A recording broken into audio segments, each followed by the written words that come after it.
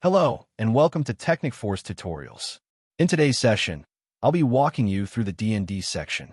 We'll quickly explore what it is, why it matters, and how you can set it up inside your account.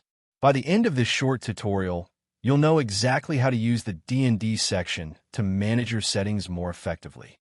So, let's get started and dive right in. When you click on Add DnD, a simple form will appear.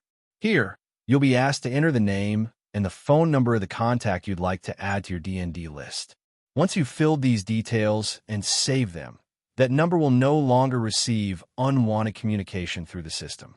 After saving, you'll see the contact added right away to your list, confirming that the process was successful. You can always come back later to view, edit, or remove entries from your DnD list whenever needed.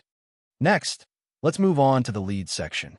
Here, I've already added a few leads to the system, and as you can see, one of them has a phone number that's linked to the DnD list.